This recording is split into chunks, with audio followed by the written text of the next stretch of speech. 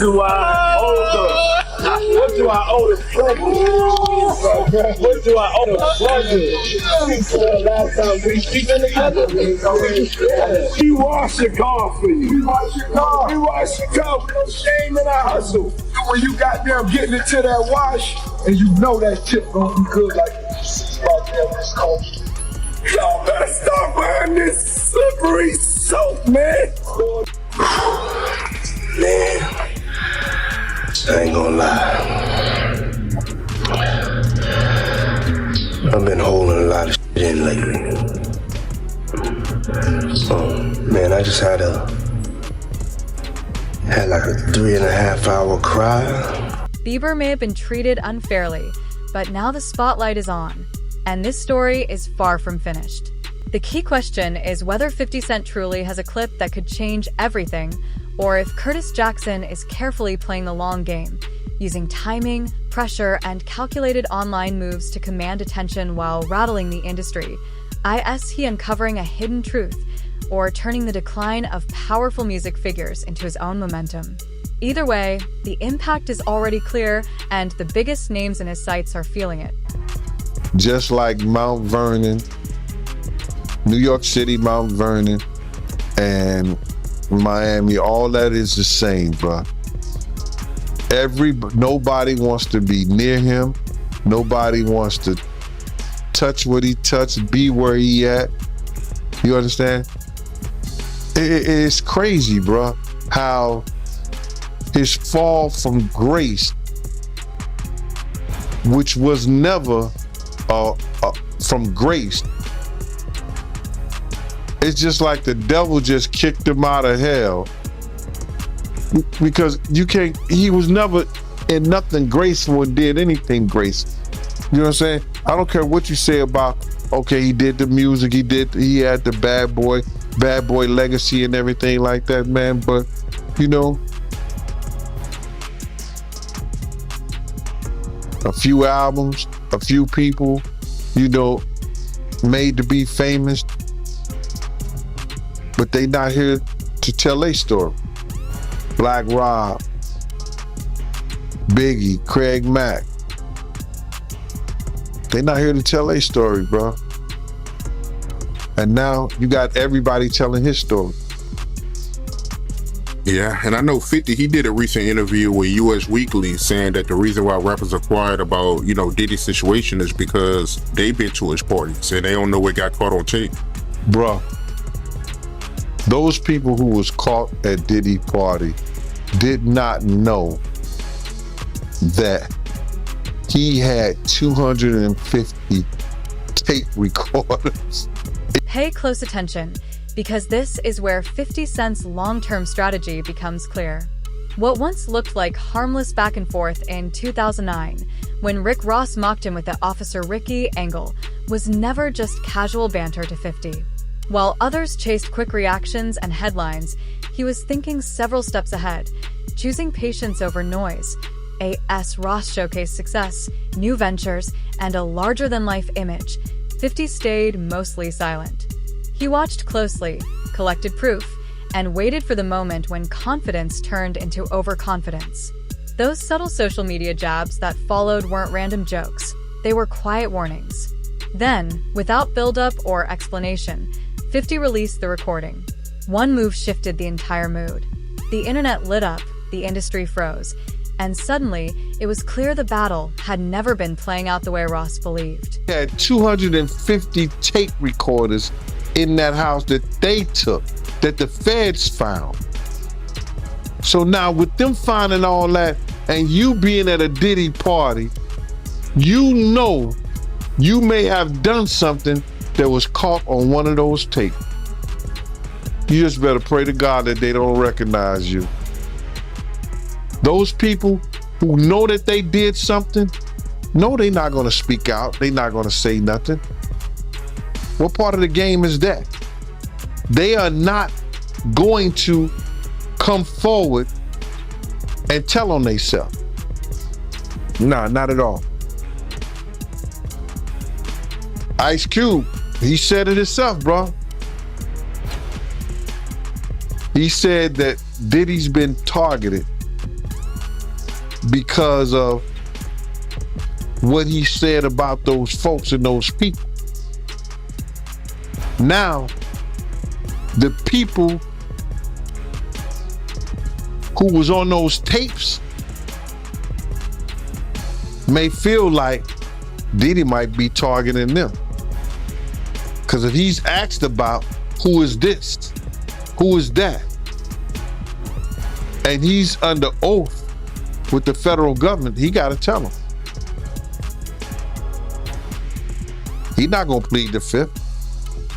Yeah, I know that got to be a terrible feeling, man. You know you did something wrong at Diddy party, and you hoping and praying that it's not caught on tape.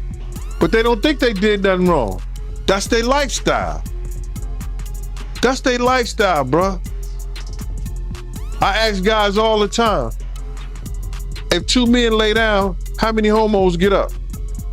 What you mean? I mean, what I... The moment 50 Cent released that recording, the industry shifted into crisis mode. Executives retreated into private meetings, public relations teams rushed to manage the fallout, and anyone connected to Ross or Diddy suddenly went quiet. This wasn't a casual jab. It was a deliberate and calculated move. AT first, Ross reportedly brushed it off, assuming it was just another attempt to stir attention. That changed once he saw the clip for himself. The tone shifted instantly. Now the quiet talk is growing louder, with many believing this was only the first step. If 50 Cent has been holding on to evidence for years, the bigger question becomes this. If that was just the opening move, how much more is still waiting behind the scenes? I'm 100% factual, but it's somebody in this story of things that seems more reliable than others, Race, is what I'll say it, just to protect my sources. But this source informed me of who these A-list celebrities are on these tapes that are being allegedly auctioned off online and through the networks. And it's put me in a little bit of a bind because I like to be fully transparent with the audience. I want to say things, but I also realize from what I'm told, because again, I haven't seen them directly yet. I haven't, and I don't know if I want to. Race, I want your advice on that too. But the problem I have is just like, typically I want to report these things, but I got to be careful legally, ethically, morally as to what we report on here, because as Ariel, the lawyer here, did admit, and I can attest based on the information I got from a separate reliable source, people in these videos don't know they're being videotaped. That's a big issue, Race, right? Let's start out right there. If there are people on these tapes that don't know that they were being filmed, is that okay to talk about and to share? I have a big problem with that, as do you, Andy, and you tend to be an ethical guy and you're taking the high ground here. Notwithstanding the fact that you may have some significant information and reliable information, but the reality is that, look, I mean, if people were recorded non-consensually and you're the one to identify them, I think that's a problem, right? And I think anytime anyone has content, right, this is not an email, this is not a text message, this is video. And there's specific statutes, without using specific language I don't want to get into, but everybody knows what we're talking about here. It's Diddy with this person, I'll say that. It's Diddy with this person. Actually, yes. Yeah, and see, the problem is, again, like non-consensually recorded, you've got a victim here who may not want to be publicly identified. That's the problem. That's the problem. And they have a right to proceed if they want to, whether it's criminally or civilly, without being identified, because we know what's going to happen. As soon as they identify themselves, there's going to be a bunch of people that come out of the woodwork who are going to unequivocally harass them and claim that didn't happen, and they're making stuff up. And there's the victims that we want to protect here, and that's significant.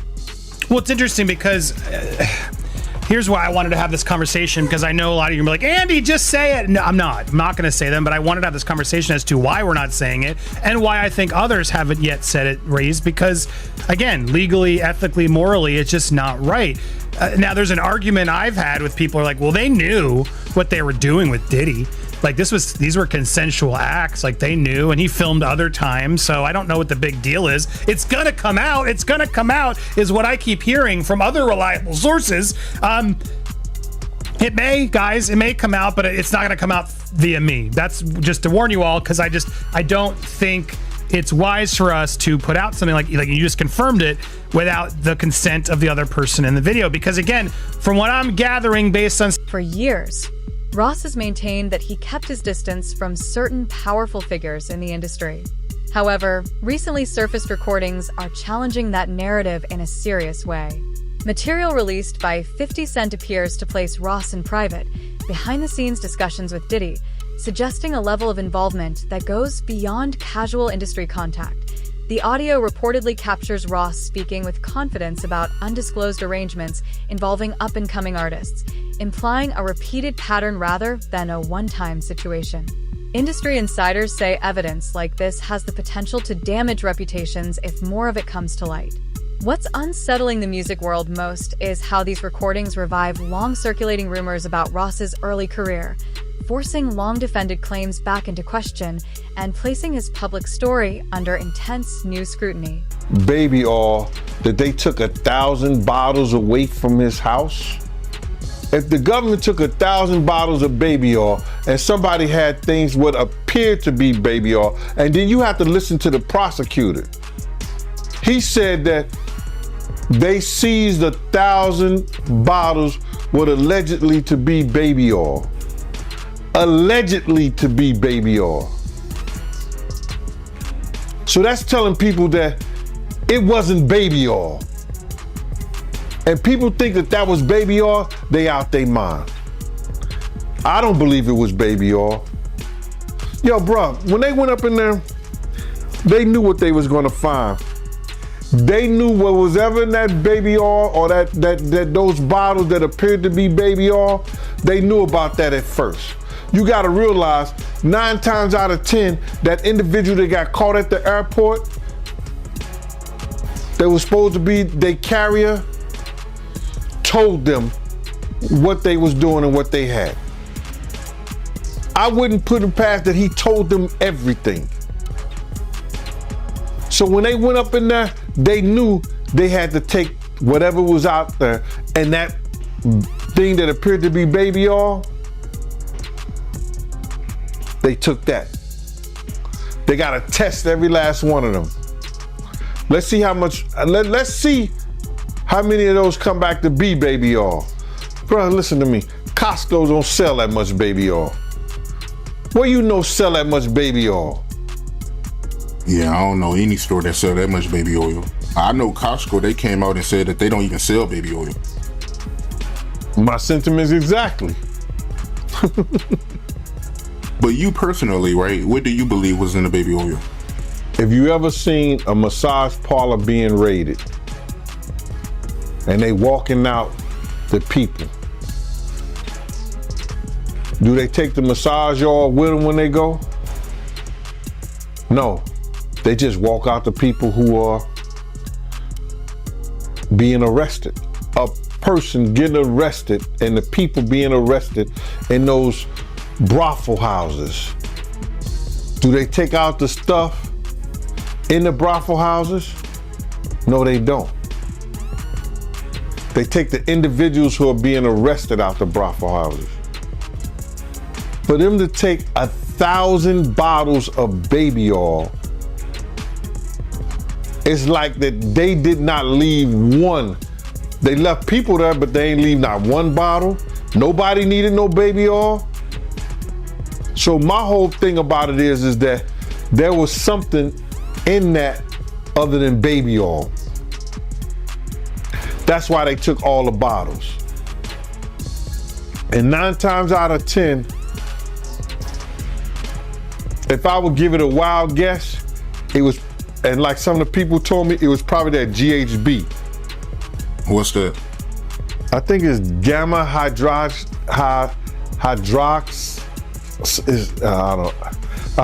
I looked it up, bro. Let me see. See if I can find it. I know this is just showing everything like that, but oh no. Let me. Yo, somebody tap dance or sing or do something. You know what I'm saying? While I'm doing this. Oh, here it go right here. It's gamma hydroxy butyric. What is it effect on the body? It's a euphoria, drowsiness, decreased anxiety, and memory impairment. It works on the nervous system and gives you this feeling of euphoria. So they take that and rub it on her, and you forget who you are, what you're doing. It can also give you memory loss,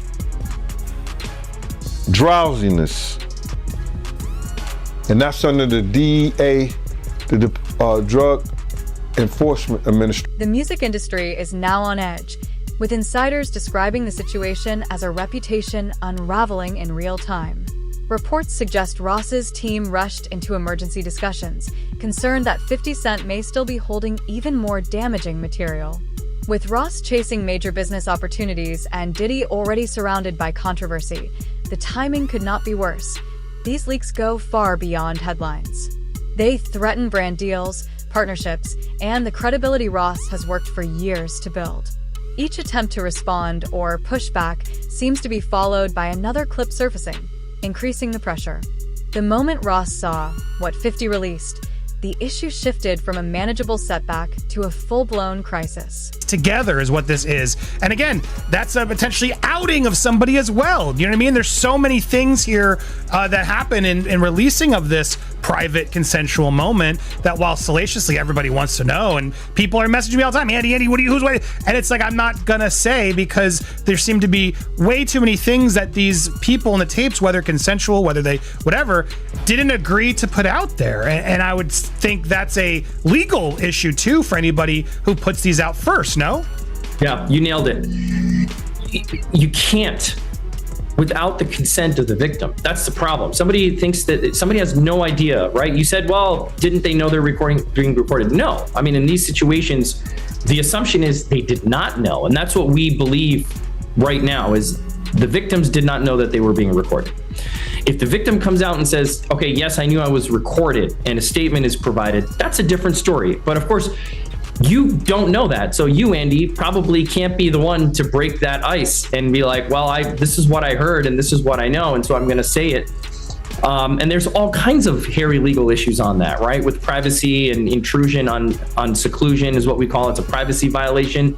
There could be defamation implications. There could be criminal implications. So you're doing the right thing by treading carefully, and I think more people should do this rather than get into speculation. Now, if you see the videos, even still, right? If somebody takes not to interrupt, but that's the question. Like, am I allowed to see these videos? Like, if I were to ask this source, show me the videos, do I put myself in worse legal jeopardy?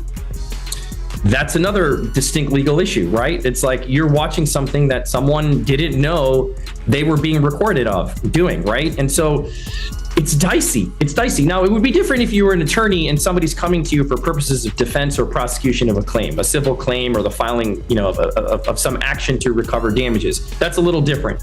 But for purposes of, hey, look what I got, juicy gossip, and there are reporting outlets that I won't mention that will do stuff like this. I don't know that it's the smartest thing to do. I don't know that it's the careful thing to do, that's for sure, or it's the ethical or moral thing to do. Yeah, it is exactly. I'm not a lawyer, but maybe this source will show you, and then you can verify what we know. But here's the other problem. Even if we verify what we know, like as I watched what Ariel, the lawyer, got these tapes, and even again, I don't want to get into the details, any remote details that could help explain or allude to even more of theories that are out there, or debunk or confirm. But I will say, hearing what I heard, which again isn't confirmation, but hearing what I heard, it makes me dislike what Ariel's doing even more, because I think there are going to be people out there, if this information does get out in some way, that are going to deny that these people are victims, that they're going to try to say, oh no, they're just consensually and they were hiding this affair and yada yada yada. And I don't see it that way personally. I mean, and granted, I haven't seen or know, like, this isn't somebody involved, from what I've gathered in these tapes of them, doing it to others in a way, criminally, like we've heard in some of these suits. This is just, it almost feels like, again, if it's real, like blackmail material that Diddy keeps to sort of hold over these people's heads. And to me, that's awful to the people in it, whether they agreed or knew or whatever. It still just feels like that's no one's freaking business, and maybe they were doing it for reasons we don't know. Just because we saw it in the tape doesn't mean they weren't feeling pressured in other ways, right? So it's a heavy and complicated thing, and but it's not a hard decision to say I can't. When those late night alerts started pouring in, no one was ready for what came next. Ross quickly went online with a rushed Instagram response, firing back so intensely that his public relations team was forced into immediate damage control. This wasn't the calm, measured reaction many expected. It looked tense, emotional, and unplanned. The situation escalated as Ross continued posting voice messages and reacting in real time, trying to redirect the narrative by revisiting old claims. Instead of calming things down, each response seemed to raise more concern among those around him. Advisors and business partners attempted to step in with carefully worded statements, only for Ross to undercut those efforts moments later. Behind the scenes, the message became urgent and clear. Log off before the situation spiraled and put everything he's built at risk. 100% agree. Like, let's let this play out in the legal realm. If you ever get Ariel on your show, I'd love to talk with her and have this conversation if she's willing to do it publicly, because I still don't understand what her role is in all this, you know, and I've heard at times broker, I've heard at times advocate for victim, and I don't want to judge what she's doing or not doing. I'd love to just have a conversation about it, because I personally don't get it, right? This is a very sensitive thing. Again, if this gets turned over to the feds and the feds bring claims and this is outed, that's a totally different story. But the feds do what they're going to do. Like what we talked about months ago on your show, right? When this first went down, we knew when hard drives were seized and things happened that, look, they're going to build a case. They're going to build a case that they think they can prosecute. It's not for us to speculate what's there or what's not. But to say, you know, you have tangible evidence of something on camera that you've seen and that it's being sold in order to protect someone, to avoid being publicly named, which is what even the lawyers are now admitting. It all feels really dirty and shady, man. The only person that makes sense that could buy this is the victim, right? If the victim says, I don't want this to come out. Yes, it was consensual, but I don't want it to come out. I didn't know I was being recorded. Give it to that person. Right, I guess, but you're right, because then they can actually own it. Maybe there is a version of this, so that's what Ariel's trying to allude to. You'll own it, and no other network's going to be able to buy it or show it if you own it and haven't given permission. I guess, is that maybe part of what they're trying to do here, in that the celebrity who buys it can actually then control it just from a clearance standpoint? Yeah, I mean, look, it still raises some legal concerns, right? Because let me say it this way. If this was a transaction, if this is a business transaction wherein the victim is then acquiring the exclusive rights to this tape or tapes, and that the person who recorded it is avowing that they will not use it, I don't know where that leaves P. Diddy and the feds, right? But they have an independent right to bring this stuff to light if it gets prosecuted. But my point is, if you're transferring legal rights of this consensual or non-consensually recorded tape to the victim, I think that's a better position to be in. But then the question is this person even in a position to be able to buy the tape, right? Are they a high-level celebrity? Like, who are they? We can assume that they're celebrities with millions and millions of dollars to expend on something like this. Just raises panic set in almost immediately. Ross's team rushed to file takedown requests, but the effort came too late. 50 Cent had already spread the recordings across multiple platforms.